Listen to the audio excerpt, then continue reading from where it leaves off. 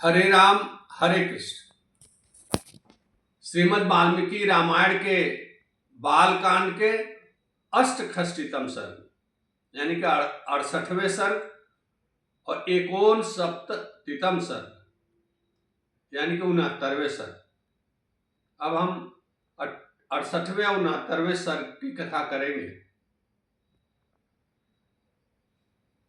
विश्वामित्र जी की आज्ञा लेकर के राजा जनक अपने दूतों को अयोध्या भेज रहे हैं।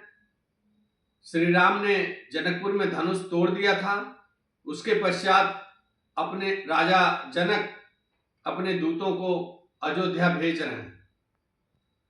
3 रात विश्राम करके चौथे दिन जनक के दूत अयोध्या नगरी में प्रवेश कर जाते हैं। अयोध्या पूरी पहुंच जाते हैं। राजा दशरथ को संदेश दिया जाता है कि जनकपुर से दूत आए हुए हैं, मिलना चाहते हैं। महाराज दशरथ उन दूतों को अपने राजमहल में बुलवाते हैं, अंदर बुलवाते हैं। वो दूत महाराज दशरथ को प्रणाम करके महाराज दशरथ को संदेश सुनाते हैं। दूत कहते हैं कि हे महाराज, राजा जनक ने आपके पास संदेश भेजा है। सर्वप्रथम उन्होंने अग्नि को साक्षी मान करके, अग्निहोत्र के अग्नि को साक्षी मान करके आपके और आपके पुरोहित और ऋतुजों का कुशल मंगल पूछा है। तत्पश्चात राजा जनक ने जो संदेश भेजा है वो हम सुनाते हैं। राजा जनक ने कहा है कि हे महाराज, आपके दोनों पुत्र श्री राम और लक्ष्मण विश्वामित्र जी के संरक्षण में जनकपुर पधारे हुए हैं और सकुशल से हैं। श्री राम और लक्ष्मण के यहाँ आने, अकस्मात आ जाने के पश्चात हमारे जनकपुर में श्री राम ने जो हमने अपने सीता के विवाह के लिए एक पराक्रम शुल्क रखा था, वह श्री राम ने उस पराक्रम का प्रदर्शन करके सीता को जीत लिया है। और हमने वीर शुल्का सीता का विवाह करने का निश्चय श्री राम से करने का निश्चय कर लिया है। अतः हे महाराज, आप यहाँ पधार कर अपने दोनों पुत्रों के विवाह का आनंद लें और अनुमति दें और कृपा करें।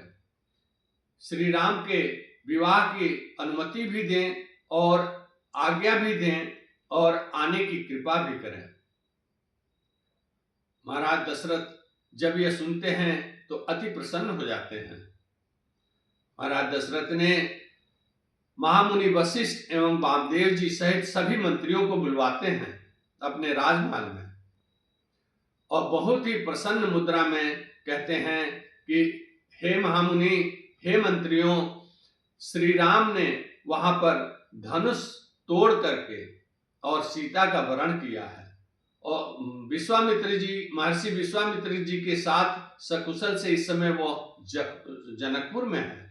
जनकपुर में इस समय निवास कर रहा है, विदेह राज देश में निवास कर रहा है। अतः यह बड़ी प्रसन्नता की बात है और आप सबकी सम्मति और अनुमति हो तो हम लोग बारात लेकर के जनकपुर चले।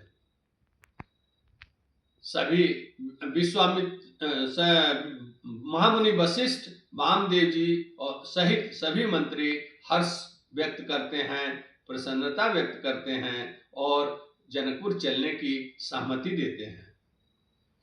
राजा दशरथ ने अपने मंत्रियों से कहा कि शीघ्रातिशीघ्र मेरे रथ को सजाया जाए और इसके साथ ही महामुनि वशिष्ठ, वामदेव जी, कश्यप ऋषि, मार्कंडेय ऋषि, जाबाली और कात्यायन ऋषि के आगे आगे चलने की व्यवस्था की जाए। साथ ही पूरे चतुरंगनी सेना को वहां कूच करने का आदेश दिया जाए तो अपनी चतुरंगिनी सेना रात भर में तैयार हो जाए, कल प्रातः हम कूच करेंगे, कल प्रातः हम जनकपुर की यात्रा करेंगे। साथ ही आदेश देते हैं कि सभी हमारे जो धनाध्यक्ष हैं यानी कि खजांची, वह आगे आगे चलेंगे और उनकी सुरक्षा की व्यवस्था सैनिक करेंगे। इस प्रकार प्रातः काल होने के पश्चात महाराज दशरथ के आदेश से सभी ऋषि मुनियों को आगे करके और महाराज दशरथ चल पड़ते हैं और चतुरंगिनी सेना उनके पीछे चल पड़ती है। जनकपुर के रास्ते में 4 दिन की यात्रा करके महाराज दशरथ जनकपुर पहुंच जाते हैं। जब राजा जनक को पता चलता है कि महाराज दशरथ आ चुके हैं तो उनके आगवानी और सत्कार में दौड़ पड़ते हैं और आगवानी और सत्कार करते हैं। इतना सत्कार और आगवानी ठीक से करते हैं, अच्छी प्रकार भली भांति करते हैं कि महाराज दशरथ प्रसन्न हो जाते हैं।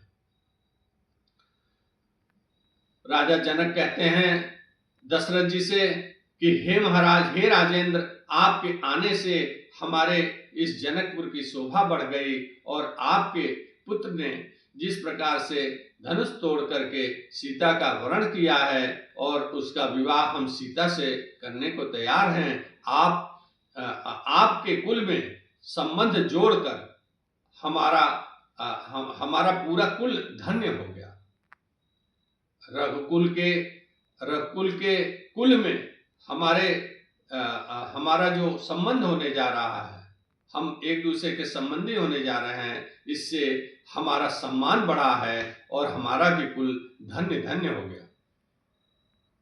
हे महाराज, कल हमारा यज्ञ समाप्त हो रहा है और यज्ञ समाप्ति के पश्चात आप अपने पुत्र श्री राम के विवाह की तैयारी कीजिए। महाराज दशरथ कहते हैं कि हे राजन, आपके इस जनकपुर में हम प्रतिग्रह हैं और आप दाता हैं, तो यहाँ दाता का अधिकार अधिक होने के कारण आप जिस प्रकार से विवाह की तैयारी करना चाहें करें, हमें सब कुछ हमें मंजूर है, हम उसे स्वीकार करेंगे।